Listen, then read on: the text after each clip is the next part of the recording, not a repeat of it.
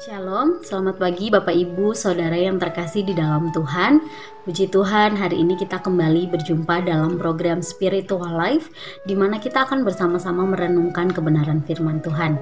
Bapak Ibu, hari ini kita akan merenungkan kebenaran firman Tuhan yang terambil di dalam Matius pasal 5 ayat 21-24. Tapi kita hanya akan membaca di ayat 21-22.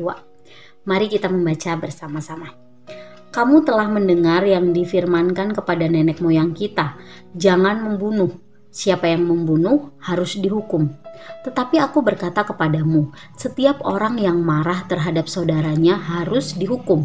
Siapa yang berkata kepada saudaranya kafir harus dihadapkan ke mahkamah agama.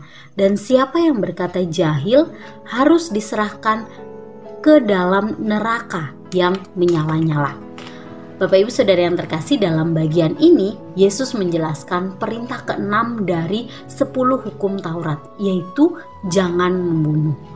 Tuhan Yesus melanjutkan penjelasannya mengenai hukum tersebut dengan memberikan beberapa contoh. Melalui contoh-contoh tersebut, Tuhan Yesus ingin menunjukkan perintah yang lebih luas dan menunjukkan standar yang lebih tinggi.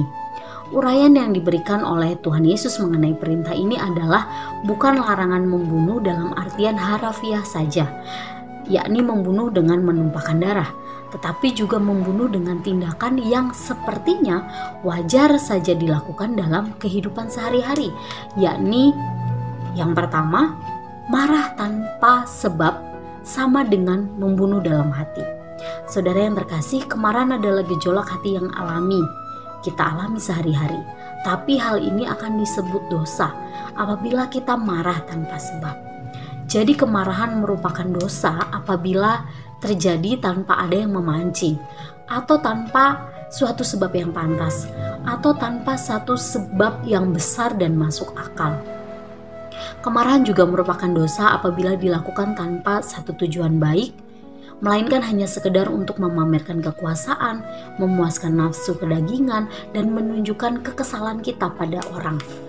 Dan marah merupakan dosa jika dilakukan dengan tujuan untuk membalas dendam. Apabila melampaui batas, yakni bila kita berkata kasar, mengamuk, bertindak jahat, serta bermaksud untuk menyakiti orang-orang yang tidak kita sukai. Dan membunuh juga dapat dilakukan melalui tindakan yang wajar yang kedua, misalnya menggunakan kata-kata kasar. Sama halnya itu kita sedang membunuh orang lain dengan lidah kita.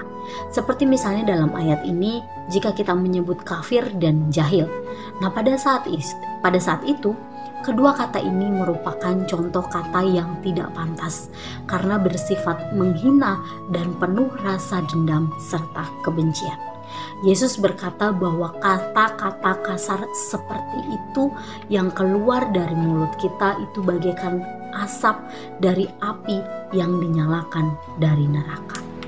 Bapak Ibu Saudara yang terkasih, dari semua uraian yang disampaikan oleh Tuhan Yesus dapat diambil kesimpulan bahwa perintah jangan membunuh bukan hanya berbicara tentang pertumpahan darah saja, tetapi kita juga dapat membunuh orang lain dengan kemarahan kita dan kata-kata yang tidak pantas yang kita keluarkan dari mulut kita.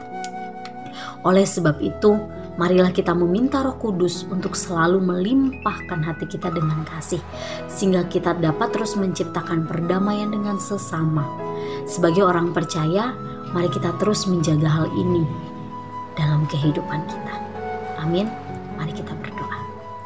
Tuhan Yesus yang baik, kami sungguh mengucap syukur untuk waktu yang Tuhan berikan buat kami pagi hari ini untuk kembali merenungkan kebenaran firman Tuhan.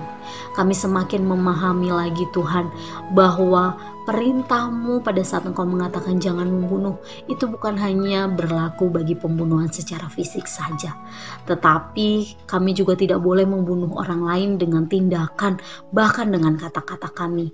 Ya Tuhan, kiranya Roh Kudus-Mu terus akan menjagai hati kami, menjagai pikiran dan kehidupan kami, sehingga melalui tindakan, perkataan kami akan keluar kata-kata berkat untuk orang lain, akan keluar tindakan-tindakan Tuhan yang akan menunjukkan perdamaian untuk orang lain. Ya Bapa, tolong kami untuk selalu menjaga perintah-Mu ini dalam kehidupan kami. Kami juga mau menyerahkan seluruh aktivitas kami hari ini, biarlah Engkau juga akan menolong kami dan menjagai kami. Terima kasih Tuhan, dalam nama-Mu kami berdoa dan mengucap syukur. Haleluya. Amin. Selamat pagi Bapak Ibu, Tuhan Yesus memberkati kita semua.